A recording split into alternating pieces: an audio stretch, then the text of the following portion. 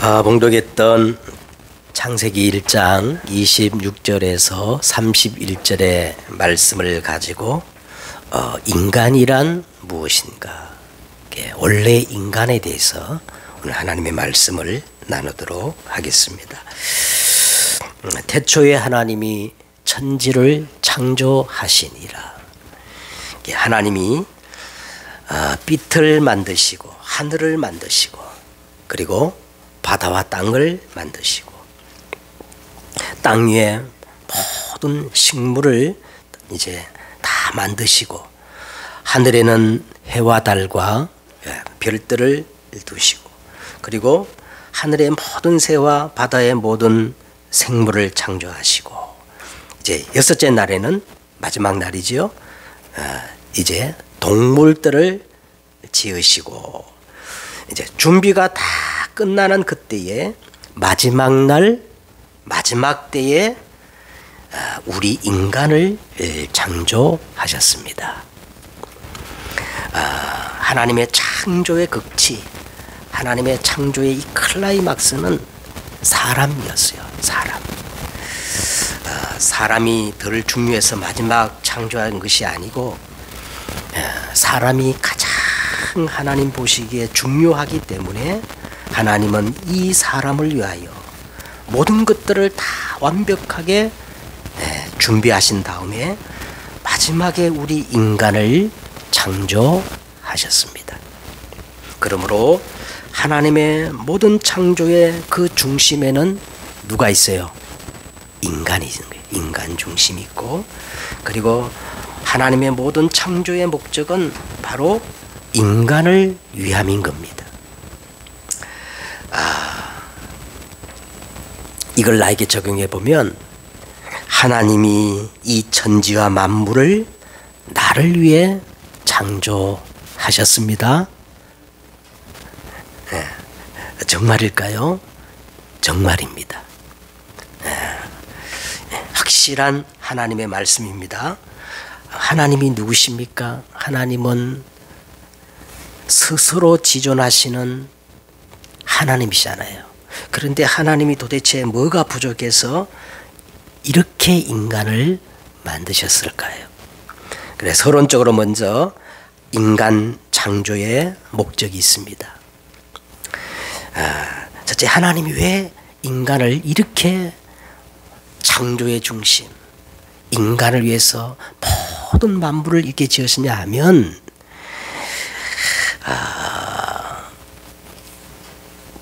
하나님은 인간이 필요해서 그렇게 만든 것이 결코 아니고 인간을 사랑하기 위하여 사랑의 대상으로 그렇게 창조하셨어요.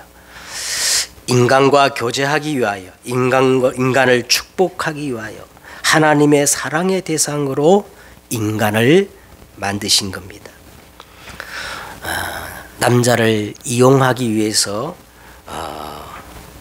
결혼하는 여자가 있을까요? 설거지하는 사람이 필요해가지고 여자를 이용하기 위해서 결혼하는 남자가 있겠습니까? 하기야 이렇게 정략적으로 결혼하는 사람들이 있지만 대부분의 사람들은 사랑하기 때문에 결혼하지 않습니까? 부모가 자식을 낳을 때 노후 보장으로 일종의 보험을 목적으로 자식을 낳는 부모가 있을까요? 부모가 자식을 낳는 이유는 사랑하기 때문에 사랑하기 위하여 부모가 자식을 낳듯이 하나님이 인간을 사랑하시려고 그 사랑의 대상으로 우리 인간을 창조하신 겁니다.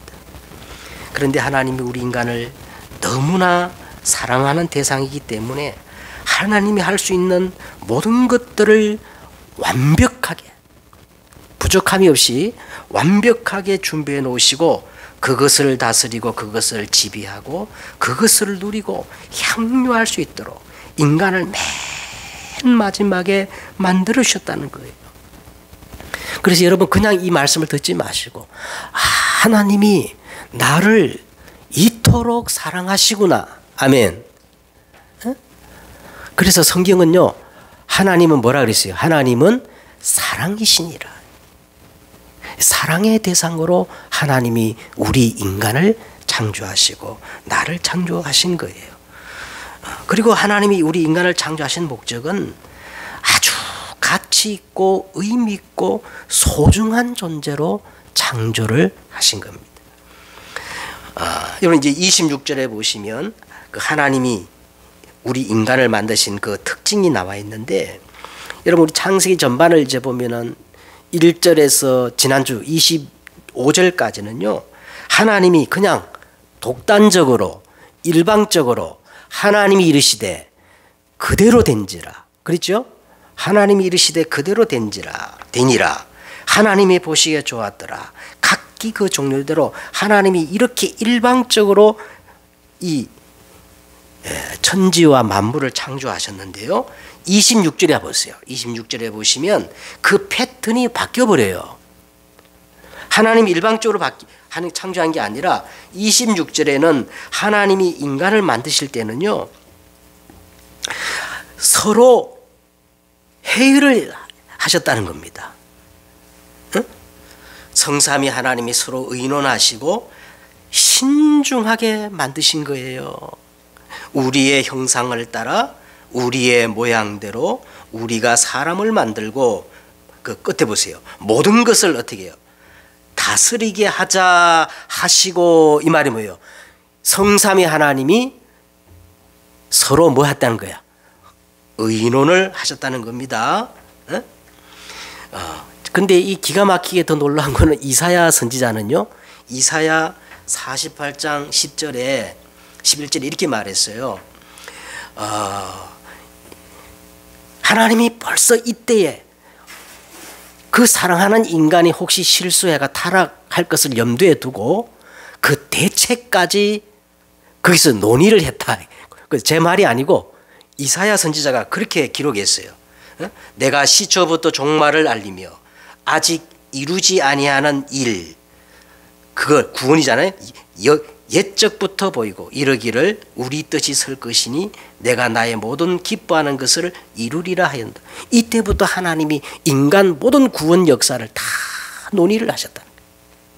응?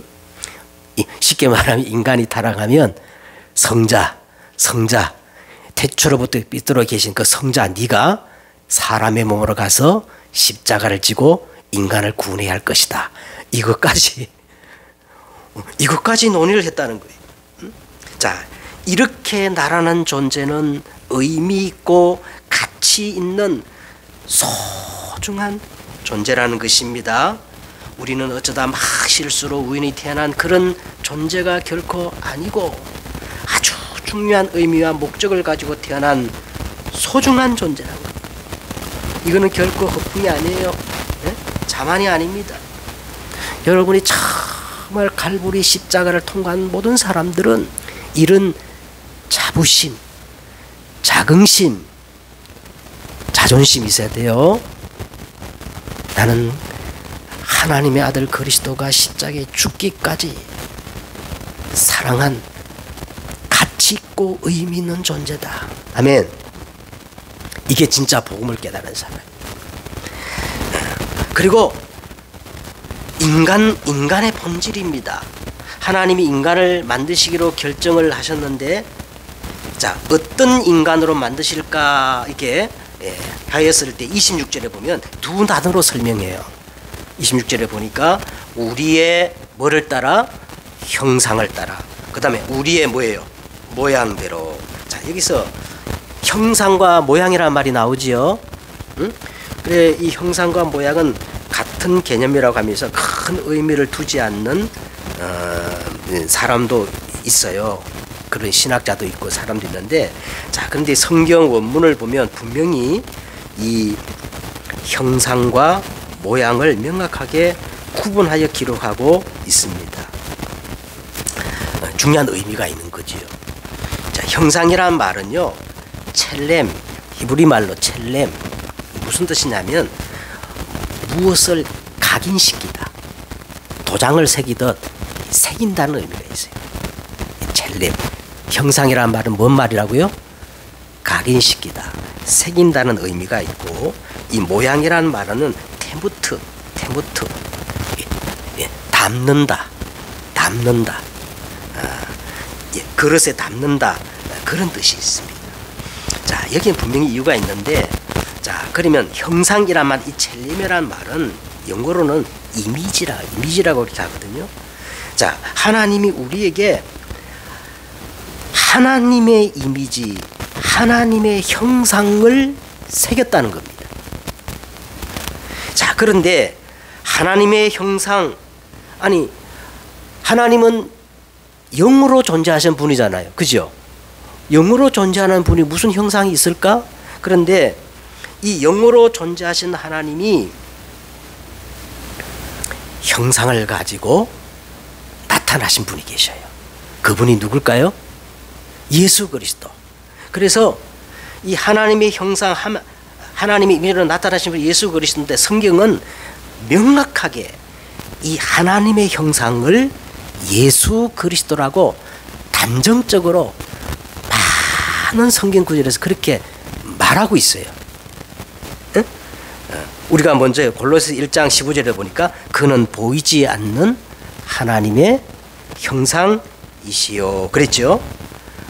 로마서 8장 29절에도 하나님이 미리 아신 자들을 또한 그 아들의 형상을 본받게 하기 위하여 미리 정하셨으니 이는 그로 많은 형제 중에서 맏아들이 되게 하리심이라. 자, 그러면 우리가 이 하나님의 형상은 바로 태초로부터 계신 생명, 누구를 얘기하는 겁니까? 예수님이시다. 그 다음에 두 번째 단어가 이제 뭐냐면, 우리의 모양대로, 그 모양이 이제 테무트라는 말인데 담단한 말이 되잖아요. 담단. 자, 그러면 우리가 정리해 보십시다. 하나님은 원래 인간에게 태초로부터 계신 그 생명, 하나님의 형상, 그리스도의 생명을 원래 인간에게 어떻게 해요? 담았다는 거야. 할렐루야. 네. 자, 그러면 여기서 우리가 중요한 진리를 또 발견할 수가 있습니다. 근데 이거는 단순하지만 굉장히 중요해요. 자, 인간은 짐승과 다르다는 거예요. 할렐루야. 인간은 근본적으로 짐승과 다르다는 겁니다. 여러분, 인간이 끝없이 집요하게 하나님을 거부하고 하나님을 믿지 않는 근본적인 사상이 있어요. 예를 들어 보면 유물론, 인간을 물질로 보는 거예요. 진화론, 그 대표적인 게 뭐냐면 공산주의가 유물론이잖아요, 그죠? 이것들은 인간은 아주 고도로 진화된 고등동물이라는 거예요. 동물학적 관점으로 인간을 이렇게 보는 거예요. 그래서 인간의 목숨을 자기들의 그 목적을 위해서라면 파리처럼 치고 가는 거예요. 왜? 짐승이기 때문에. 여러분, 종교도 자세히 보세요. 종교도 다 똑같습니다. 예를 들어서 불교의 윤회 사상, 인도 다 윤회 사상이거든요. 그 윤회 사상이 뭐예요? 사람이 죄를 많이 짓고 죽으면 뭐로 태어난다는 거예요? 짐승으로, 벌레로 이렇게 태어난다는 겁니다. 그러니까 인간이 자꾸 우리 하나님의 형상을 회복하는 것이 아니라 자꾸 짐승되기를 원하는 거예요. 동서양 그 문화를 한번 보세요. 누가 가르쳐 주지 않아도 자세히 보면은 우상을 섬기는 나라일수록 전부 용, 뱀, 소, 원숭이, 짐승 문화예요. 짐승 문화. 동남아 같은 거 보면 그 글자가 다 뱀. 에? 짐승 문화예요. 계시록에 보면 말세에 두 짐승이 이렇게 나오는데 한 짐승은 땅에서, 한 짐승은 바다에서 나와가지고 세상의 큰 음료와 이 관계를 해가지고요 온 땅을 혼란하게 한다는 겁니다. 창세기 계시록 12장에도 보니까 큰 붉은요 옛뱀 이게 나타나가지고 온 천하를 깬다는 겁니다. 전부 짐승 문화예요. 인간은 짐승이 아닙니다. 하나님의 형상을 따라 하나님의 형상대로 지음받은 존귀하고 고귀한 존재입니다. 자, 그 다음에 한 가지 더 우리가 발견할 것은 오늘 26절 끝절에 보면 이렇게 나옵니다. 우리가 사람을 만들고 그들로 바다의 물고기와 하늘의 새와 가축과 온 땅에 기는 모든 것을 다스리게 하자 하시고, 다스리게 했다는 말은요, 우리 인간에게 이 땅에서 해야 할 사명을 주었다는 거예요. 사명. 그러므로 여러분, 모든 인간에게는요, 이 천재성이 있어요. 헤븐리 달란트가 있어요. 다 있어요. 천명, 소명, 사명, 누구에게나 다 있어요. 그래서 여러분, 예배를 해보면서 이걸 찾아야 돼요. 하나님이 왜 나를 이 땅에 보내셔서 80평생 살게 하셨는가? 반드시 이유가 있거든요. 그 이유가 없으면 하나님 오늘 어떻게 해요? 데려가시겠죠? 분명히 이유가 있어요. 사야 할 사명이 있습니다. 결코 인간은 운명에 매여 한평생 종노라는 그런 존재가 아니라 왕권을 가지고, 뭐를 가지고? 왕 같은 권세를 가지고 어떻게? 다스리라 그랬어요. 다스리라. 아멘. 근데 사람들은 다 운명의 노예가 돼가지고 누구의 종노릇해? 마귀의 종노릇하고 있는 겁니다. 자, 그러면 본론으로 들어가십시다. 도대체 인간이란 무엇인가? 사람들은 인간이 뭔지를 몰라요. 그래서 그 수준이 뭐냐? 자꾸 짐승이 되기를 원하고, 짐승 같은 생활을 추구하고 있어요. 우리가 원래 인간을 알아야 됩니다. 하나님이 지으신 원래의 인간, 도대체 하나님이 창조한 인간이란 뭔가? 첫째는요, 26절을 지금 보시면서 우리의 형상을 따라 우리의 모양대로, 그 다음에 27절에도 하나님이 자기 형상, 곧 누구의 형상? 첫째는 우리 인간은 하나님의 형상대로 지음받은 존재예요. 자, 그러면 우리 인간을 하나님께서 하나님의 형상으로 지었는데, 그러면 하나님의 형상이란 이 의미가 뭐냐 이 말이에요. 첫째는요, 그 의미가 뭐냐면, 여러분, 인간의 본질은 영적 존재라는 거예요. 우리 인간은 보이는 육체가 아니에요. 이 정신이 아니에요. 진짜 인간의 본질은 뭐예요? 영이란 말이에요. 이 영이 하나님의 형상이라는 거예요. 이 영을 가지고 하나님과 소통하는 거예요. 그 사람이 하나님을 떠나 영이 죽어버리니까 뭐라 그럽니까? 하나님이 없다. 왜 없습니까? 하나님이. 우리 인간의 본질이 영적 존재예요. 우리가 보이는 육체는 이 영혼을 담고 있는 뭐예요? 칩이에요, 칩. 그죠? 죽으면 어떻게 돼요? 이 육과 영혼이 분리되는 게 그게 죽음이요. 그 돌아가셨다 그러죠? 그래서 인간의 본질은 영적 존재입니다. 두 번째는 하나님의 형상이란 말은 성삼위 하나님, 하나님이 어떤 분이에요? 성부와 성자, 삼위로 계신 이 하나님을 그대로 카피한 영과 혼과 육을 가진 존재라는 겁니다. 이 사람의 구조예요. 사람의 구조는 이렇게 세 가지입니다. 사람의 구조가 어떻게 있다고요? 하나님의 형상과 모양을 카피해가지고 영과 혼과 육으로 돼. 그래서 데살로니가전서 5장 20절에 이렇게 했어요. 평강의 하나님이 친히 너희를 온전하고 거룩하게 하시고 또 너희를 영과 혼과 몸이 우리 주 예수 그리스도께서 강림하실 때에 흠없이 보존되기를 원하노라. 이렇게 인간의 구조를 세 가지로 구분하고 있는데, 사람이 딱 한 가지만 강하면 문제가 생겨요. 어떤 사람은 막 육신의 본능만 강해져가지고 막 맨날 막 정욕을 못 이겨가지고 막 음란한 사람 있잖아요, 그죠? 예? 어떤 사람은 이 정신만 강해가지고 맨날 따지고 막, 예? 특별히 지식인들. 예. 자, 이 균형을 가지고 균형이 깨지면 안 돼요. 균형이 깨지면 인간에게 영적 문제가 오고 정신 문제가 오고 그다음 뭡니까? 육신 문제, 질병이 옵니다. 반드시 이 세 가지가 밸런스를 맞춰야 됩니다. 그리고 하나님의 형상이란 말은 인간은 어떤 존재냐면 예배하는 존재라는 거예요. 뭐 하는 존재란 거예요? 인간은 그냥 막 사는 게 아니라 예배를 통해서 계속 하나님의 말씀을 공급받고 은혜를 받아야 하는 존재입니다. 예배하는 존재. 그래서 하나님은 전도서에 보니까 인간에게만 영혼을 사모하는 마음을 주셨기 때문에 인간만 종교적 행위를 하며 또 인간만 하나님을 찾고 예배할 수 있는 존재예요.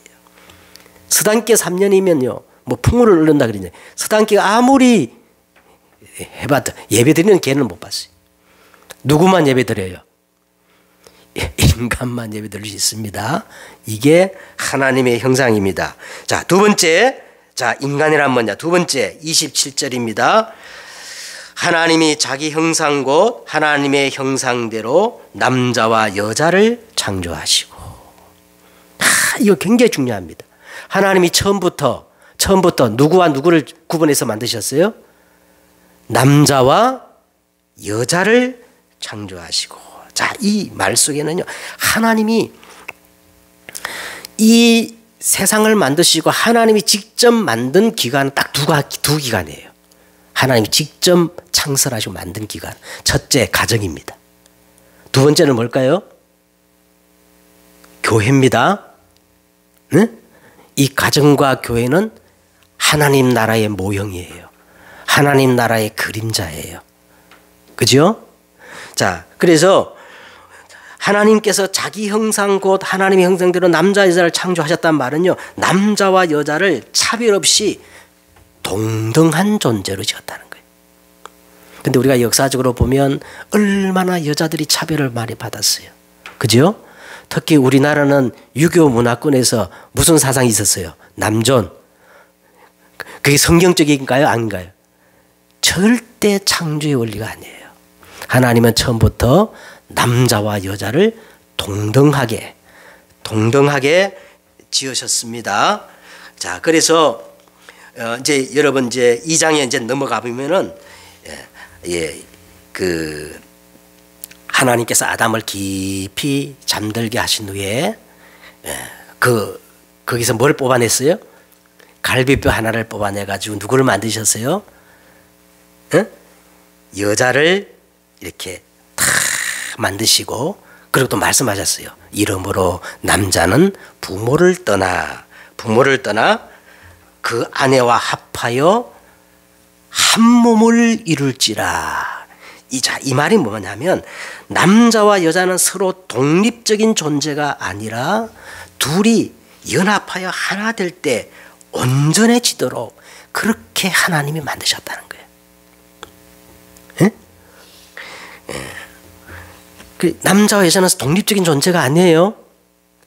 그래서 사람이 그 구조를 한번 보세요. 남자가 들어가면 여자는 나오고, 남자가 나오면 여자는 들어가게 돼 있고, 신체 구조상도 어떻게 그래서 다 하나님께서 합당하게 만드신지 몰라. 그래서 성경이 이렇게 딱 말했어요. 돕는 배필로 하나님이 그렇게 인간을 창조하셨습니다. 그래서 하나님은 정상적인 남자와 여자가 이렇게 일부일체예요. 원래 창조의 근본은요, 일부 다처가 아니고, 원래 하나님이 인간을 만드실 때는 무슨 체예요? 한 사람 일부일체로 만나 결혼을 해가지고 정상적인 가정을 이루어가지고 이렇게 자녀가 이렇게 막 태어나는, 이게 창조의 원리입니다. 근데 지금 이 세상은 어떤 시대냐면 페미니즘 들어보셨죠? 뭐냐? 이 젊은이들이 남자와 여자를 서로 혐오해. 여자들은 남자 막 그 자체를 막 혐오해. 또 남자들도 여자를 막 혐오하고. 그래가지고 막 이게 심해져가지고 이 젊은이가 결혼을 하지 않아요. 결혼을 하더라도 아기를 낳지 않습니다. 거기서 끝나는 게 아니고 지금 이 동성애가 우리나라에서도 합법화되어가는 이 추세예요. 지난주 유수를 들어보니까 우리나라 법원이 말이죠. 이 동성애자들이 부부를 서로 살잖아요. 그러면 그게 우리나라 지금 법상 이게 그 부부는 아니지만 사실혼이라는 거예요. 사실혼. 그래가 사실혼이니까 그 사람들에게도 의료보험 혜택을 줘야 된다고 판결이 났어요. 참 기가 막힐 노릇이죠. 여러분 이것들이 전부 하나님의 창조의 원리를 거스리는 겁니다. 자, 그 다음에 이 세 번째는요. 하나님께서 남자 여자를 창조하신 것은 가장 기본적인 생명의 원리예요. 아니 아무리 인권이 중요하지만 남자와 남자가 서로 부부가 돼서 살면 생명이 태어납니까? 태어나요. 여자가 여자끼리 부부가 관계를 맺고 그렇게 사면 아니 생명이 태어나냔 말이에요. 여러분 이 텔레비전 프로를 보세요. 지금 예? 이 독신주의 어떤 여성이 말이죠. 독신주의자인데 그런데 뭘 갖고 싶어요? 독신주의자인데 자식은 키우고 싶거든. 그래 어떻게 했어요?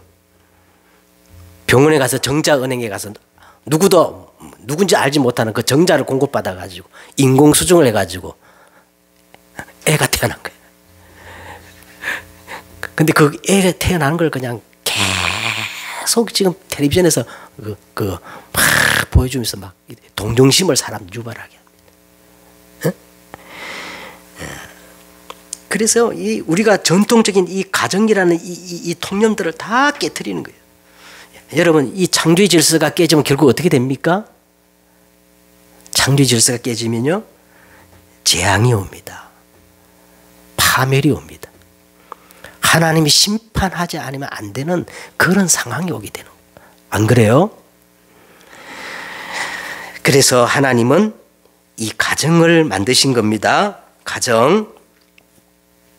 자, 세 번째는 오늘 이제 28절을 보시기 바랍니다. 자, 하나님이 그들에게 뭘 주셨어요? 복을 주시며 하나님이 그들에게 이르시되 그랬어요. 자, 하나님이 누구에게 복을 주셨어요? 동성애자에게 복을 주셨어요? 에? 자, 하나님이 누구에게 복을 주셨어요?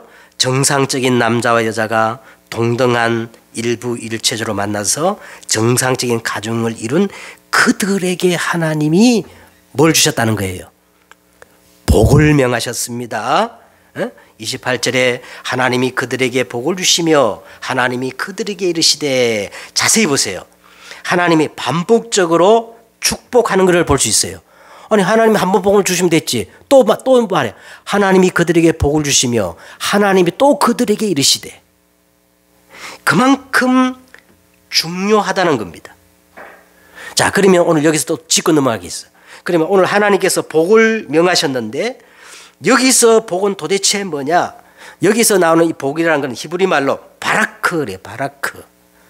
바라크라는데 무릎을 꿇다, 경배하다, 찬양하다 하는 뜻으로 예배를 의미하는 겁니다. 예배. 인간의 복 중에 최고의 복이 뭐냐? 참된 복이 뭐예요? 하나님을 예배하는 것이라는 거예요. 그래서 이 예배 축복을 누릴 때 이제 29절에서 30절은 이 예배 축복을 누리면 하나님이 이 모든 것을 더하여 주시겠다 이 말이에요. 아멘. 그래서 여러분 우리가 이 예배에서 모든 응답을 다 찾아내야 돼. 지금 우리가 창세기 들어왔어요. 매 시간마다 하나님은 예배를 지금 메시지가 나오는 거예요. 예배. 예배가 그렇게 중요한 겁니다. 그래서 인간의 복 중에 최고의 복이 예배인데 성경 어디에도 물량적이고 물질적인 소유를 복이라고 소개한 적은 한 군데 없어요. 바라크, 예배하는 것이 우리 인생의 최고의 복이란 겁니다. 자, 이 예배를 해보고 할 때 어떤 축복이 오느냐? 5가지가 나옵니다. 5가지. 생육하고 번성하여 땅에 어떻게 해요? 충만하라. 땅을 어떻게? 정복하라. 땅을 다스리라. 그랬어요. 생육하란 말은요, 이게 우리는 남은 자라 할 수 있어요. 남은 자. 남은 자. 여러분, 복음 가진 렘넌트들은 결혼해가지고 될 수 있는 대로 자녀를 많이 낳아야 돼요. 그게 하나님의 뜻이요. 여러분, 지금 사람들이 아이를 낳잖아가 지금 아이가 얼마나 귀한지 몰라요. 뭐 지나가다 보면 이 아이들을 보면 막 너무너무 귀해가지고 너무너무 이쁜 거야. 그래가지고 지금 우리나라가 큰일 났어요. 시골에 있는 학교가 폐교되는 것은 그거는 두말 할 것도 없고, 도시에 있는 학교가 지금 폐교된대요. 왜 그런지 아세요? 이 젊은 사람들이 아기를 안 낳기 때문에 그래요. 아기를 안 낳기 때문에. 그래서 저는 이 렘넌트들에게 진짜 말하고 싶은 거는, 렘넌트들이 결혼해가지고 기본은 2명은 낳아야 돼. 2명. 2명 낳아야 그게 본전이야. 적어도 3명은 낳아야 됩니다. 근데 더 성경적인 원리는요, 5명을 낳아야 돼. 왜? 생육, 번성, 땅의 충만, 땅을 정복, 땅을 다스리라 했거든. 아멘 하세요. 그 다음에 번성하다 이 말은요, 남은 자입니다. 남는 자. 땅에 충만하라, 남을 자입니다. 땅을 정복하라, 남길 자예요. 땅을 다스리라, 이게 정복자가 되게 하는 거예요. 이게 거루터기 운동입니다. 거루터기. 자, 그러면 여러분 오늘 보세요. 생육, 번성, 땅의 충만, 땅을 정복, 땅을 다스리는 것은요, 이 고난은 누구에게 허용되는 고난이에요? 정복하고 다스리는 게 누구에게만 있는 고난이에요? 왕입니다. 왕권이에요. 하나님은 원래 인간에게 이런 어마어마한 왕권을 주신 거야. 아멘. 근데 창세기 3장에 가서 이걸 다 빼앗겨버려요. 누구에게? 사단에게. 이것은 한때 이 천주교나 저 모슬렘이 악용해가지고요, 무력으로, 신의 이름으로 얼마나 많은 사람을 죽인지 몰라요. 그러나 오늘 이 본문은 그런 뜻이 아니고 생명의 학대를 말하는 거예요. 기독교의 본질은 생명이에요. 복음의 본질은 생명이에요. 후손을 통해서 이 생명의 복을 말하는 겁니다. 자, 이제 결론을 맺도록 하겠습니다. 마지막 결론은 31절 맨 뒤에 나오는 하나님 보시기에 좋았더라 그랬어요. 근데 하나님 보시기에 좋았더라, 그냥 좋았다 아니라 하나님 보시기에 어떻게 해요? 심히 좋았더라. 하나님이 인간을 마지막 지으시고 이렇게 말씀하신 겁니다.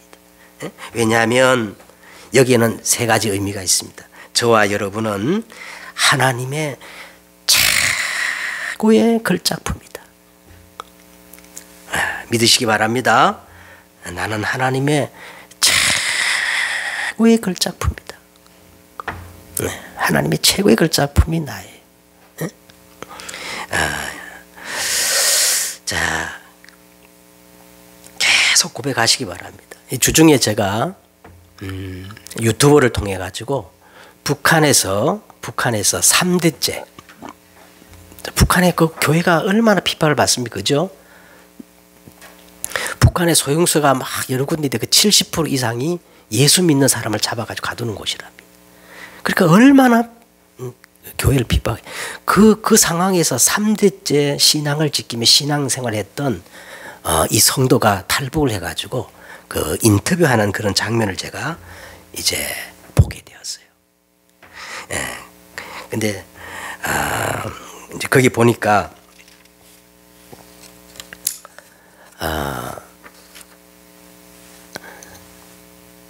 이분이 이제 탈북할 때는 이 대한민국에 가면 이제 마음껏 자유롭게 신앙생활을 할 수 있겠다 하고 이제 내려왔는데, 근데 한국에 와가지고 교회를 갔는데 한두 번 나가다 보니까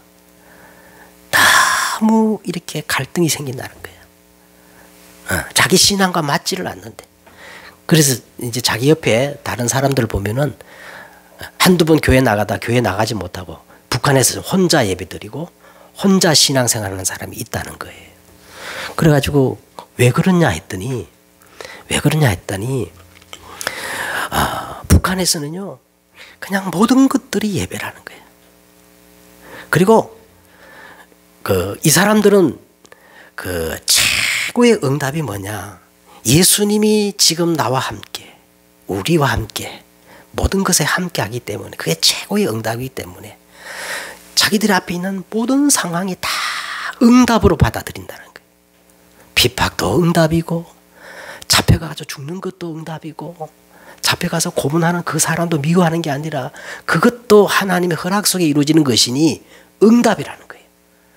근데 놀랍게도 북한에서는요 이 상황을 벗어나게 해주시옵소서, 위험이랑 우리에게 닥치지 않게 해주옵소서, 그런 기도는 아예 생각지도 않는데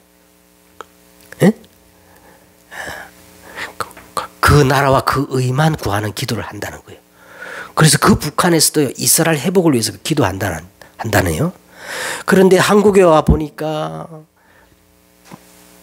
너무나 풍족한데 감사가 없고 그 풍족 위에 더 큰 걸 달라고 사람들이 그게 축복이라고 응답이라고 그걸 구하고 있다는 거예요.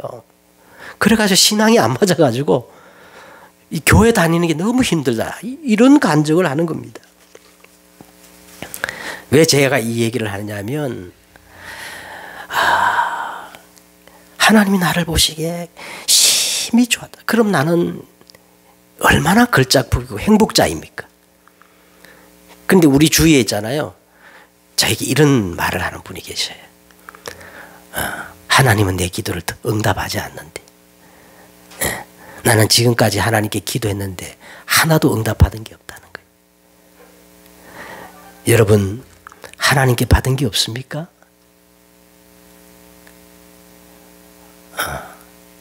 정말 없습니까? 여러분 우리는 태초로부터 계신 그 영원한 생명 그리스도를 구주로 모신 사람들입니다. 그죠? 응답 없어도 그게 응답이에요. 안 되는 거 있습니까? 그 자체도 응답이에요. 모든 게 응답입니다. 최고의 응답입니다. 이 당연성이 있어야 그 다음 하나님이 꼭 필요한 게 보여요. 예수 그리스도는 하나님을 떠나 하나님과 원수되었던 나를 하나님의 형상을 회복시키신 대제사장인 줄 믿습니다. 예수 그리스도는 죄와 사망의 법에서 나를 해방시키신 참 선지자, 참 제사장이에요. 예수 그리스도는 마귀의 일을 멸하신 만왕의 왕이십니다. 자, 그래서 한 가지 더 보시면 하나님이 나를 보시며 보시기에 심히 좋았다 그렇다면요, 여러분은 행복한 존재가 돼요. 네. 계속 나는 행복자임을 선포하셔야 돼요. 이거 선언적 의미가 있습니다. 네? 이스라엘이여, 신명기 33장 29절에 보면요, 이스라엘이여 너는 행복한 사람이로다. 너같이 여호와의 구원을 받을 자가 누구냐? 응? 그는 너를 돕는 방패시요 내 영광의 칼이시로다. 내 대적이 내게 복종하리니 내가 그들의 높은 곳을 밟으리로다. 나는 행복자다 고백하시길 바랍니다. 그러면서 오늘 마지막 결론으로 있잖아요. 오늘 보면 생육하고 번성하고 땅에 충만 땅을 정복하고 다스리란 말은요, 이제 여러분이 정말 높은 곳에 망대를 세우라는 거예요. 망대. 이 망대는 간단히 말하면요, 이 높은 곳을 바라보면서 멀리 바라보면서 기도의 단을 쌓라는 거예요. 기도의 단. 어떤 기도의 단을 쌓느냐? 여러분, 가정의 망대가 돼야 돼요. 가정의 망대. 교회의 망대, 현장의 망대가 되어야 할 줄 믿습니다. 지난주에 말씀드렸죠? 그럼 어떻게 하면 되느냐? 어떻게 하면 되느냐? 강단 말씀을요, 매일 하루 한 번 이상은 들으셔요. 이게 정시 예배입니다. 그러면 그 과정에서 이 말씀 속에서 내가 모든 것들이 치유되고 회복되어지고 이런 강단 말씀을 자꾸 듣다 보면은 하나님의 보시기에 심히 좋았더라. 이 말씀이 딱 성취되면서 내가 행복해지는 거예요. 그게 플랫폼입니다.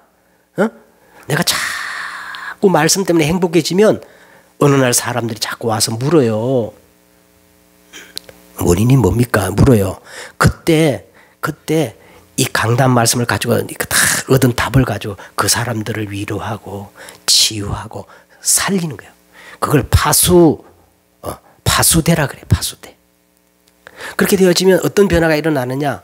하나님과 깊은 것이라도 통달되어지고 소통이 이루어지고, 그 다음에 이 세상 현장이 보여요. 복음 없는 이 현장이 막 안타까워져. 현장과 소통돼. 더 중요한 거는요, 내 자신이 자꾸 발견되어지고 치유되고 소통이 돼. 요 소통이 되는 것을 뭐라 그러냐면 안테나라 그래. 예, 망대 속에 요 세 가지가 있어요. 망대 속에 뭐가 있어요? 플랫폼. 예, 이 플랫폼이란 역이라고 생각하면 돼요. 사람들이 막 몰려오는 역. 예? 플랫폼.